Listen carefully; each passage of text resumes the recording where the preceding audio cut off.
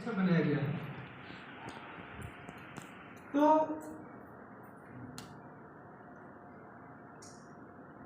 मनुष्य जब कोई भी कर्म करता है तो या तो वह कर्म सत्कर्म होता है या तो मनुष्य का पाप कर्म होता है, या उसमें अगर ब्राह्मी भाव रहता है तो पाप और पुण्य दोनों से परे की अवस्था होती है। बाबा एक बार कहते हैं कि मनुष्य के लिए पाप और पुण्य वही है जहां पर उसके अंदर में समर्पण की भावना नहीं, जहां पर मनुष्य के अंदर में गुरु की शरणागति हो गई, जहां पर मनुष्य के अंदर में 100% समर्पण का भावना परमात्मा के प्रति हो गया, तो उसके लिए कोई पाप न रह जाता है, न कोई पुण्य रह जाता है, क्योंकि वो हर एक कर्म को ब्राह्मी भाव से करता है, उसे तो पाप हो ही नहीं सकता 100%। तो इसलिए हमेशा जितने लोग हैं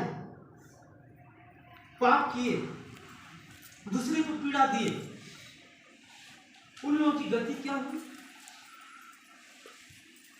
उन लोगों की गति हुई हमेशा वक्र की तरह, अर्थात अधोगति हुई। जब सीधी रेखाओं में हम गमन करेंगे तब हमारा प्रगति होगी। जब हमारी गति में वक्रता आएगी तो प्रोग्रेस नहीं होगा, कहीं भी आगे चक्का जाम हो सकता है। तो आप कह सकते हैं कि कुटिल स्वभाव के शकुनी मामा ने क्या क्या नहीं पांडवों के साथ अत्याचार किया।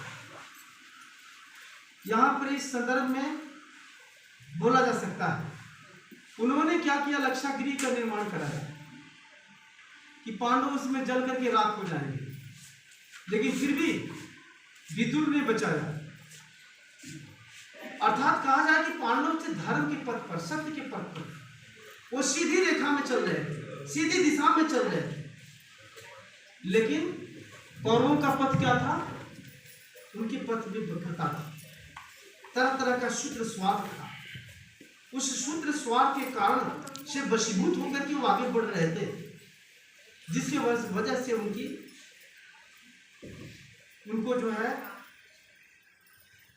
उनको धर्म के क्षेत्र में अधर्म और धर्म की लड़ाई में उन्हें हारना पड़ा।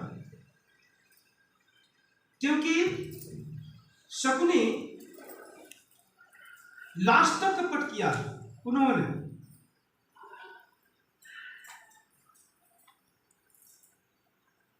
जैसे मान लिया जाए कि जब मनुष्य धर्म के पथ पर आगे जाता है, आगे बढ़ता है, तो उसके जीवन में बहुत सारी समस्याएं आती हैं। कहा गया है कि बाधा सायुष्मान शक्ति सेव्यम स्थापयति लक्ष्य।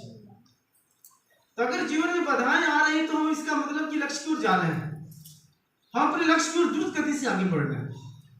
बाधाएं नहीं आ रही हमारे जीवन में तो समझना चाहिए कि हम लक्ष्य की ओर द्रुत गति से नहीं बढ़ रहे हैं। ये 100% हम मान के रखिए। और यहां पर मनुष्य को क्या करना पड़ेगा कि अपने मन को ट्रेनिंग देना होगा दो चीज की, कड़वी बात सुनने की ट्रेनिंग। अगर जो कड़वी बात सुनने की ट्रेनिंग जिनको मिल गया है तो इस रास्ते पर अच्छे से चलेंगे। कि किसी को कड़वी बात सुनने की ट्रेनिंग नहीं है, आपके बारे में निंदा कहीं हो रहा है, सुनना पसंद नहीं करते हैं, तो बार बार में आप शस्त्र का प्रयोग करेंगे, बार बार अपने मन को दुखी कर लेंगे। लेकिन आप रास्ते पर चल रहे हैं, बहुत सारे लोग कुछ न कुछ बोलते जाएंगे, आप उससे सुनिए, स्वीकार कीजिए और आगे बढ़ते जाएंगे, तब आप अपने लक्ष्य तक पहुंच जाएंगे और आसानी से पहुंच जाएंगे। देखेंगे कि जो निंदा परनिंदा कर रहे थे वे चुप हो गए, बल्कि वही लोग आपके लिए उस लक्ष्य के उस द्वार तक फूल माला लेकर के खड़े रहे, जैसे कि अर्जुन के साथ। अभिमन्यु को इसी पाप के सहारे से सभी महारथियों ने मिलकर के मार दिया था, क्योंकि युद्ध का नियम था कि एक महारथी के साथ युद्ध करेंगे, लेकिन सभी नियमों को तोड़ करके अभिमन्यु का वध किया गया। उसके बाद क्या हुआ? उसके बाद जयद्रथ को वरदान था कि एक दिन पांडवों पर भारी पड़ेंगे। तो बाबा ने कहा है कि मनुष्य को अगर आध्यात्मिक क्षेत्र में आगे बढ़नी है तो परमात्मा से कोई अलौकिक शक्ति नहीं मांगनी चाहिए। लेकिन जयद्रथ ने अलौकिक शक्तियां मांगी, पिता का भी वरदान मिला था और महादेव का भी वरदान।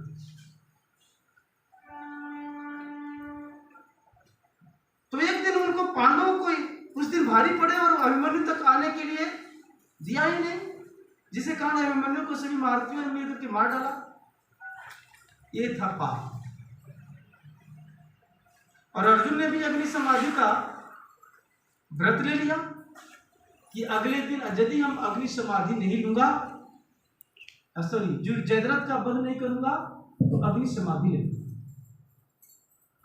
आप कह सकते हैं कि वैसा जो सर्वश्रेष्ठ धनुर्धर थे उन्होंने अग्नि समाधि लेने का व्रत ले लिया। कौरव तो बहुत खुश हुए, लेकिन दुखी भी थे, ज्यादा परेशान थे, क्योंकि जयद्रथ का वध होने वाला है। जयद्रथ सिंध नरेश सिंध भाग रहे थे, क्योंकि जयद्रथ कहाँ के नरेश थे? सिंध प्रांत, जो आज पाकिस्तान में है ना।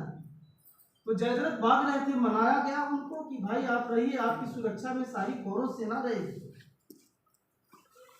लेकिन वही होता है ना, जिसका मति जो है कुबुद्धि से परिचालित हो रही है उसे कभी जीत नहीं होती। एक जो है 16 साल का किसी का पुत्र मरा है, उसके पिता का मानसिक अवस्था क्या होगी कोई कह नहीं सकता। वैसा ही अर्जुन के साथ अभिमन्यु की उम्र 16 साल का है, अब बहुत बड़े योद्धा थे अभिमन्यु बचपन में।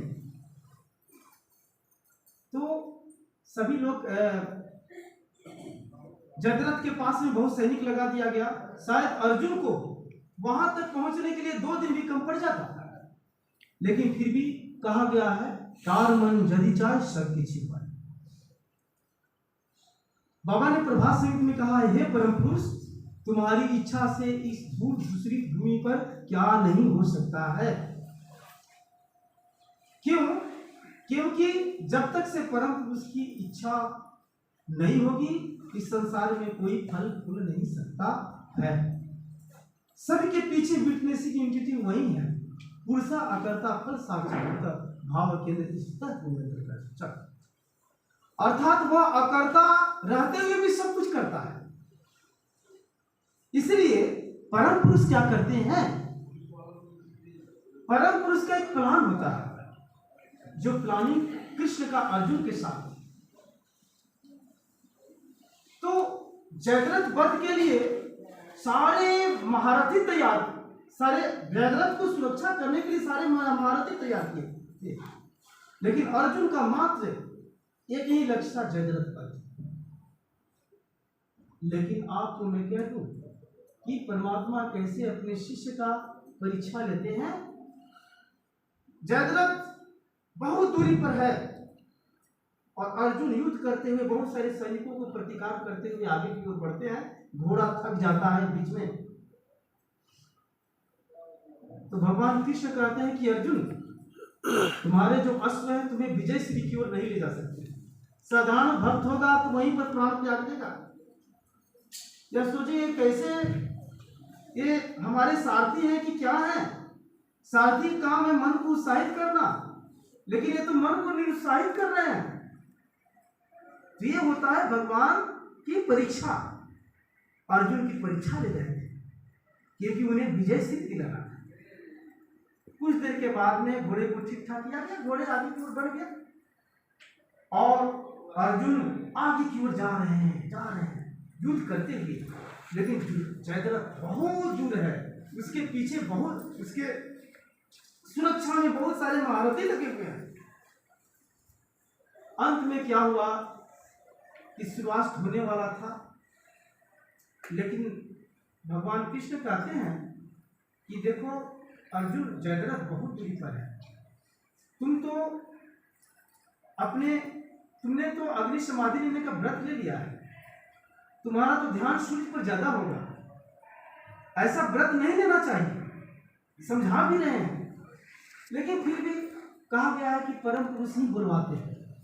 अगर कहा जाता है कि किसी का अगर संकल्प होता है बहुत बड़ा, तो उसमें परम पुरुष ही बैठ करके संकल्प लेते हैं अच्छे काम के लिए। अगर आप अपने जीवन में बहुत बड़ा संकल्प ले रहे हैं बहुत महत् कार्य के लिए, तो उसमें परम पुरुष आपके अंदर में बैठ कर वो संकल्प ले रहा है, वो कभी व्यर्थ नहीं जाएगा, वो पूर्ण होगा। तो ऐसा ही हुआ था। तो कहते हैं भगवान कृष्ण की, हे अर्जुन, जयद्रथ तो बहुत दूर है, साधारण भक्त की ऐसी परीक्षा अगर हो जाए तो वह ऐसा ही वो निष्प्राण हो जाएगा, लेकिन वो भक्त भी तो भक्ति थे। कुछ देर के बाद भगवान कृष्ण ने देखा कि अर्जुन की अग्नि समाधि का मतलब कि अधर्म की धर्म पर विजय हो जाएगा। तो उन्होंने योग विद्या के सहारा से क्या किया, उन्होंने सूर्य को ढक दिया मेघ से, और कौरवों में हाहाकार चित्कार का एक हर्षोल्लास, और उनके अंदर में कहा जाए तो खुशी का माहौल दौड़ गया। सोचे कि आज अर्जुन सबसे धनुर्धर आज अग्नि समाधि ले लेगा, तो युधिष्ठिर तो ऐसे ही शोक में डूब जाएंगे और युद्ध समाप्त हो जाएगा और कौरव विजय हो जाएंगे। लेकिन बात यह है कि जो साक्षी सत्ता है, परम पुरुष परमात्मा, ये ऐसे धर्म को विजय दिलाते हैं कि पता नहीं चलता साधारण मनुष्य को। साधारण मनुष्य तो वो तो सोच भी नहीं सकता। तो ढक दिया उन्होंने मेरे को। जयद्रथ तो बहुत दूर थे, जयद्रथ तो हंसते हुए आते हैं किसके पास, अर्जुन के पास, कि सर्वश्रेष्ठ धनुर्धर अग्नि समाधि कब लोगे। अर्जुन बाण धनुष नीचे छोड़ देते हैं, उसके बाद शोक में डूब जाते हैं, सभी पांडव रोने लगते हैं। कहते हैं कि जब यही कृष्ण की इच्छा है वही से। उसके बाद चिता लगाया जाता है। कौरव मजाक कर रहे हैं, वो खुश हो रहे हैं कि हमें हस्तिनापुर की अब राजगद्दी प्राप्त हुई, हम लोग राजगद्दी सुख भोग गए। अर्जुन चिता पर बैठते हैं, तो चिता की बैठते हैं, रो भी रहे हैं। भगवान कहते हैं कि पार्थ, एक वीर पुरुष अगर चिता पर बैठता है तो अपने बाण धनुष लेकर के उसे बैठना चाहिए, अपने गांडीव को लेकर के बैठे। तो वहां पर बहुत अच्छा जवाब देते हैं। अर्जुन कहते हैं कि प्रभु अब मेरा क्या रह गया कि मैं चिता पर धनुष बाण लेकर के बैठूं। मेरा पुत्र नहीं रहा, मेरे भाई से भी शोक में है, मैं अग्नि समाधि लेने जा रहा हूं, अब मेरा क्या रहा। तो लास्ट तक भक्त की ऐसी ही परीक्षा होती है। अगर वहां पर अंत काल में भी भगवान कृष्ण की बात को नहीं मानते, वहां पर भी अर्जुन की हार होती, उनकी भक्ति की हार होती। लेकिन अर्जुन कहते हैं कि भगवान अब क्या लेने की जरूरत है। तो भगवान कृष्ण कहते हैं कि पार्थ, तुमने तो जीवन भर मेरी बात को माना है, लेकिन ये मेरी अंतिम, अगर तुम ठीक है तुम चिता में अब जलकर भस्म हो जाओगे, लेकिन मेरा अंतिम तुमसे इच्छा है, क्योंकि आने वाला समय यह नहीं कहेगा कि अंत में भी अर्जुन ने अपने भगवान की, अपने सखा की बात को नहीं मानी। इसलिए तुमसे मेरी एक आदेश समझो, अपने बाण और धनुष, अपने गांडियों को अपने साथ लेते। तो बोला गया है कि वही तार मन जदि चाह सबकी चूहा। सब लोग तो हंस रहे थे वहां पर, और जयद्रथ तो इतनी दूरी पर था कि परिकल्पना भी नहीं कर सकते थे। शायद 2 दिन में युद्ध करने के बाद भी वहां नहीं पहुंचा जा सकता, लेकिन सारी सेटिंग परमात्मा की है। उनकी जो सिलाई होती है ना, बड़ा गजब की होती है। उनकी जो मापदंड है बड़ा गजब की है, परिकल्पना से बाहर है, कोई सोच नहीं सकता। तो गांडीव लेकर के अर्जुन कहते हैं कि ठीक है प्रभु, जब बात बोल रहे हैं तो गांडीव लेकर के बैठ जाते हैं। ठीक है, इससे आपकी प्रसन्नता है तो मैं इसे भी कर देता हूँ।